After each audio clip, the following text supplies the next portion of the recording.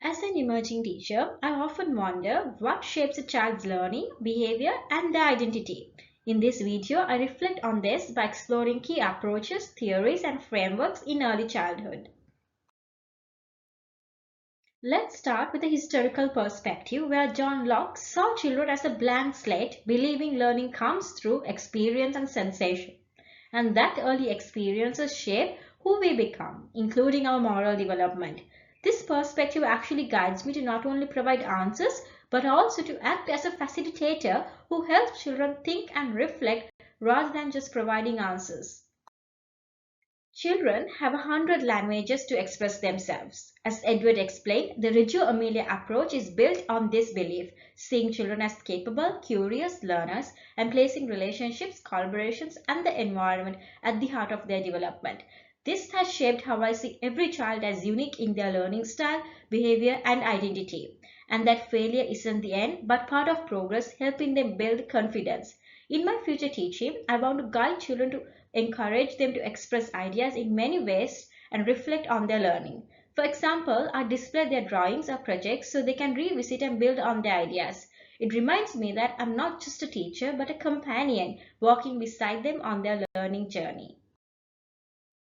As a teacher, I believe it's important to understand how children grow and make sense of the world around them.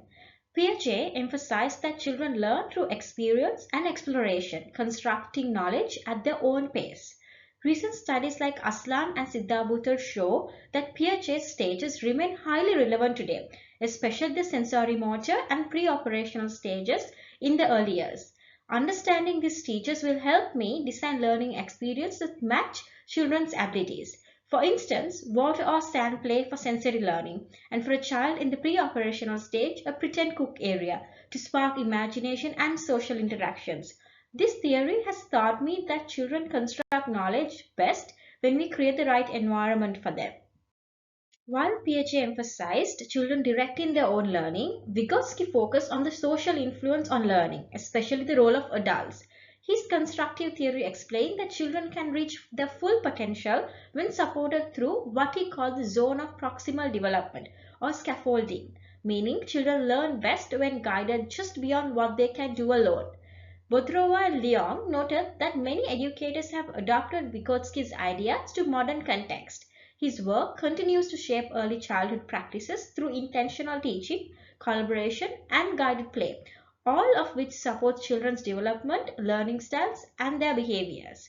Both Piaget and Vygotsky helped us see the value of play from different perspectives, but together their ideas remind us that play is not just enjoyable, but it's essential for cognitive, social, and emotional growth of a child. Vygotsky's principles in particular are reflected in the earliest learning framework, a framework that places play at the center of children's development and their journey of belonging, being, and becoming. I've come to understand that childhood is not just preparation for the future, it's also about living fully in the present. As an emerging professional in the early childhood, the earliest learning framework has shaped how I see quality teaching and care.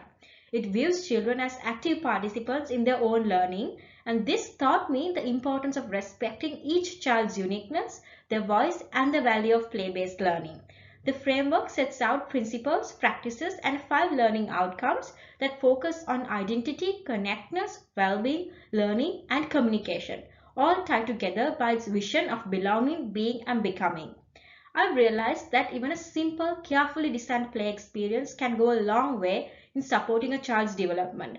For my future pedagogy, this means being a teacher with empathy, valuing the diversity of families, and creating a space where children feel safe, valued, and empowered to be able to experience their childhood to the fullest. As Malaguzzi once said, there are 100 different images of a child.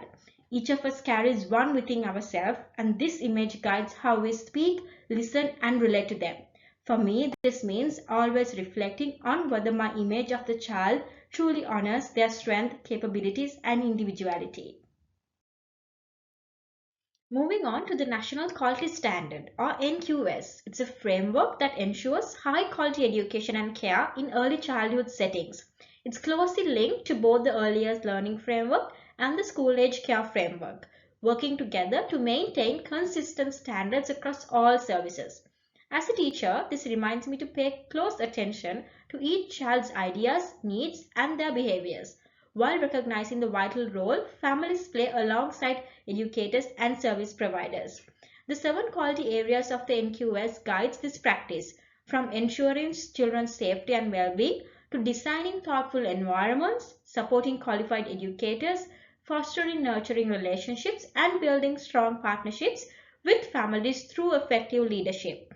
The NQS also contains 18 specific standards, but one common thread throughout all of them is the focus on supporting every child's individual learning and development. Understanding this helps me reflect on my role as a teacher to ensure that each child's strengths, abilities, and their uniqueness are respected and nurtured. Ultimately, my role is not just to teach, but to guide, listen, and support each child as they find their unique potential.